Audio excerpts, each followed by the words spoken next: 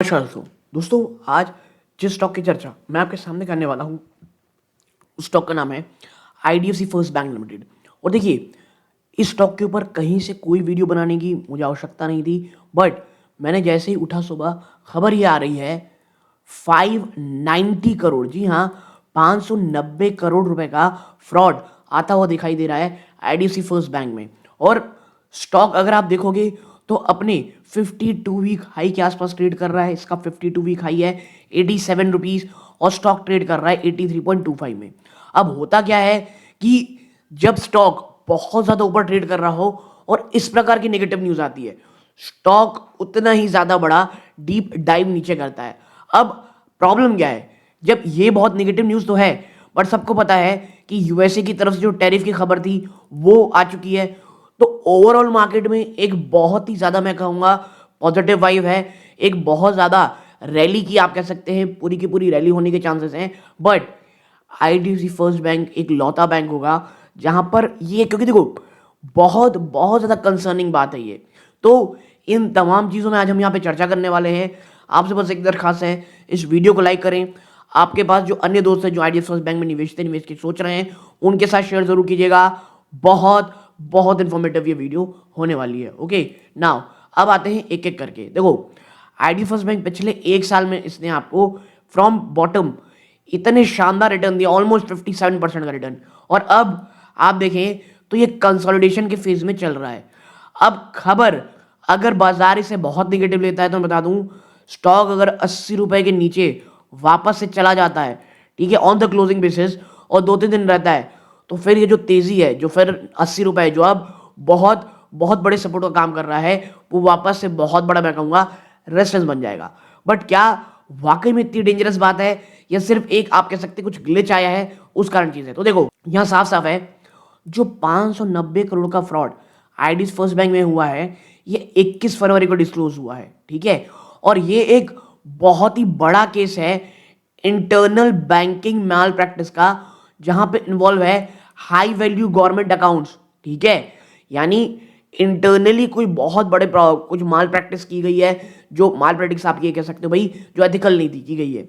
अब ये जो इंसिडेंट है, ये सेंटर्ड है बैंक के चंडीगढ़ ब्रांच में, और स्पेसिफिकली टारगेट होते हैं फंड जो बिलोंग करते हैं डिपार्टमेंट ऑफ हरियाणा गवर्नमेंट। यानी 590 करोड़ का यहाँ जो फ्रॉड दिख रहा है, वो हरियाणा बैंक, हरियाणा गवर्नमेंट के जो अकाउंट्स है, ब्रांच है, उनके रिलेटेड है दोस्तों, ठीक है।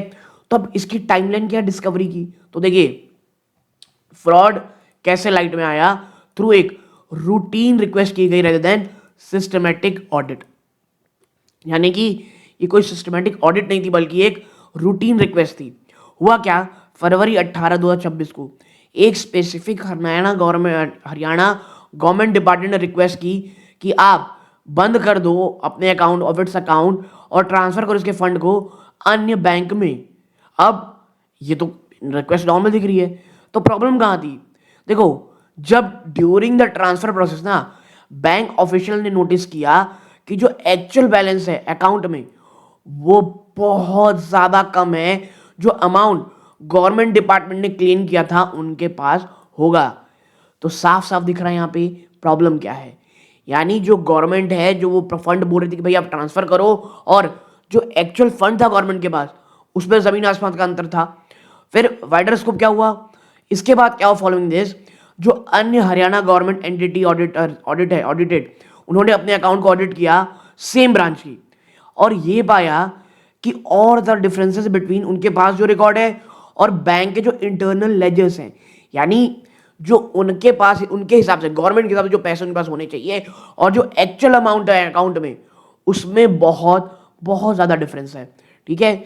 अब आगे बढ़ूं उससे पहले दोस्तों, मात्र 11% ऐसे व्यूअर है जो वीडियो देख रहे हैं, चैनल सब्सक्राइब कर रखे हैं, आपका बहुत धन्यवाद। आप इन 88.9 में से आपका धन्यवाद कि आप हमारा वीडियो देखते हैं, बट प्लीज चैनल को जरूर सब्सक्राइब कीजिएगा। आपके लिए भले ही बहुत छोटी बात होती है, बट इससे हमारे चैनल की ग्रोथ होती है दोस्तों, हमें बहुत बहुत मोटिवेशन मिलता है। Okay, so please do like and subscribe. और अन्य चीजों में बातें करते हैं। देखो, core analysis of the incident, according to जो बैंक की रेगुलेटरी फाइलिंग हुई है स्टॉक एक्सचेंज को, ये है breakdown of the situation. Bank आपके साथ कह रही है कि भाई देखो, टोटल अमाउंट कितना इन्वॉल्व है? 590 करोड़ रुपए का। ठीक है, लोकेशन क्या है? चंडीगढ़ ब्रांच, रीजनल हब है ये हरियाणा गवर्नमेंट के बिजनेस का। सबसे बड़े प्राइमरी विक्टिम्स कौन है? स्पेसिफिक ग्रुप की बात करो तो हरियाणा गवर्नमेंट के लिंक्ड कुछ अकाउंट है। परपट्रेटर यानी कौन है भाई साहब इसका, कौन ये सब कांड किया हुआ है? कुछ अनऑथराइज एक्टिविटी पाई गई है बाय सर्टेन बैंक एम्प्लॉइज और पोटेंशियली एक्सटर्नल काउंटर पार्टीज, यानी बैंक के अपने खुद के एम्प्लॉइज इन्वॉल्व है इस पूरे फ्रॉड में और कुछ बाहर की पार्टीज हैं। तो करंट स्टेटस क्या है? इंटरनल इन्वेस्टिगेशन ऑनगोइंग है, फॉरेंसिक ऑडिट इनिशिएट किया गया है। फॉरेंसिक ऑडिट सिंपल टर्म में बता दूं, कोई थर्ड पार्टी इन्वॉल्व होती है, ना आपकी पार्टी ना मेरी पार्टी, कोई थर्ड पार्टी आएगी पूरी की पूरी चीजों को ऑडिट करने के लिए। ठीक है, ये होती है फॉरेंसिक ऑडिट। नाउ मैं बहुत सिंपल टर्म में कह रहा हूं। नाउ अब आते हैं भाई बैंक का रिस्पॉन्स क्या है, रिकवरी के आप कह सकते हैं एफर्ट्स किस प्रकार के हैं। तो देखो आईडीएफसी फर्स्ट बैंक ने ना इस चीज को कैसा कैरेक्टराइज किया है कि एक लोकलाइज इंसिडेंट है रेदर देन कोई सिस्टमेटिक फेलियर है, यानी कुछ एम्प्लॉय ने यहां पे बदमाशी की है, कोई सिस्टम में हमने फेल नहीं किया है। और जो इमीडिएट एक्शन है वो क्या है? पहला है सस्पेंशन। 4 सस्पेक्टेड ऑफिशियल्स ने पाए गए थे, उन्हें रख दिया गया प्लेस अंडर सस्पेंशन जब तक पूरी इन्वेस्टिगेशन नहीं हो जाती। लीगल एक्शन क्या है? बैंक ने फाइल किया है formal complain with police authorities और परस्यू कर रही है क्रिमिनल और सिविल रेमेडीज। अब line marking, recall request have been sent to beneficiary bank to freeze line mark balances in suspicion on where the defraud fund were likely moved। यानी भैया line marking हम ये कह सकते हो कि चीजें जिस तरह भी जो जो रिक्वेस्ट की गई थी उन्हें वापस से ले लिया गया है जब तक ये चीजें ठीक नहीं हो जाती। फॉरेंसिक ऑडिट, एक इंडिपेंडेंट एक्सटर्नल एजेंसी को हायर किया गया है टू कंडक्ट एक डीप डाइव फॉरेंसिक ऑडिट, ताकि जो पैसे एक्चुअल में गए, अरे भाई अगर अकाउंट में पैसे तो कहीं से तो उठा कहीं गए होंगे, चाहे वो कहीं से भी निकाले गए हों, कैसे निकाले गए हैं, कैसे कैसे अकाउंट्स में निकाले गए हैं, इसके लिए एक ऑडिट जांच डीप डाइव करके की जाएगी। ठीक है, तो रेगुलेटरी रिपोर्टिंग बैंक ने इन्फॉर्म कर दिया आरबीआई को और सेबी को और अन्य अथॉरिटीज को।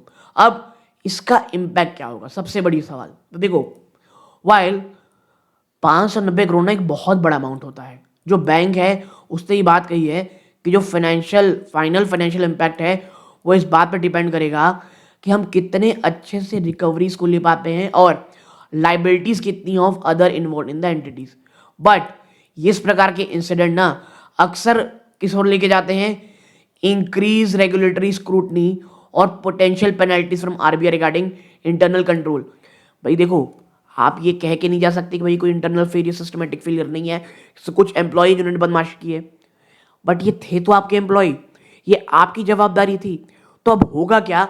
एक आप कह सकते हो आरबीआई की तरफ से एक बड़ा पेनल्टी शायद इन्हें लगे, और 590 करोड़ बहुत बड़ा अमाउंट होता है।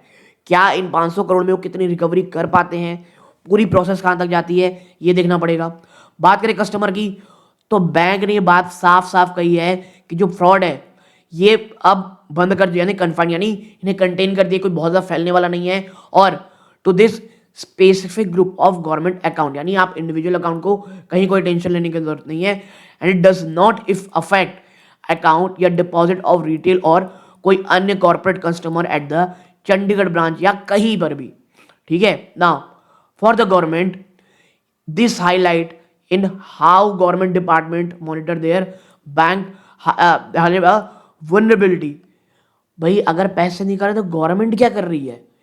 बात सिर्फ बैंक की नहीं, चलो बैंक ठीक है, सब सिस्टम फेलियर है, सब प्लस माइनस सब चलता है, बट एज अ अकाउंट आप भी इसमें उतनी ज़्यादा इन्वॉल्व हो कि how government department monitor bank balances और कितना बड़ा रिस्क है इनसाइडर थ्रेट का विद इन फिनेंशियल इंस्टीट्यूशंस। और मैं बार बार इसलिए कहता हूँ, देखो इसीलिए मैं बता रहा हूँ आपको, ये हम जब एआई की बात करते हैं ना, क्लाउड और ये क्या क्या बैंकिंग, फाइनेंशियल्स और इंश्योरेंस, ये लास्ट ग्रुप होगा जहां पर एआई का इस्तेमाल बहुत इंटेंस किया जाएगा। क्योंकि देखो सिक्योरिटी, देखो सिक्योरिटी आज भी एक बहुत बड़ा कंसर्न है एआई के लिए, क्योंकि सिक्योरिटी के साथ साथ जवाबदेही, अगर एआई से गलती हो गई प्लग इन डाल करके, आप किससे जवाबदारी ठहराओगे?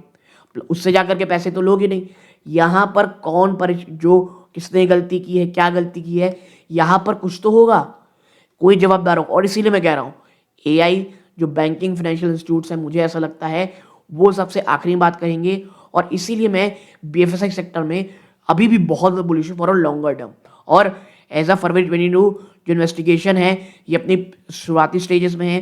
स्टॉक मार्केट का रिएक्शन विल लाइकली किसके ऊपर अटका रहेगा कि बैंक किस तरह बिलीव करता है रिकवर में फंड की, और फाइंड करता है ऑफ द फोरेंसिक ऑडिट। ठीक है, तो ये जानकारी पूरी तरह से आप लोगों के साथ शेयर करनी थी। वीडियो अच्छा लगा और लाइक करके चैनल सब्सक्राइब जरूर कीजिएगा। यहाँ तक जुड़े बहुत बहुत धन्यवाद। ये सूर्यकांत है। जय हिंद दोस्तों।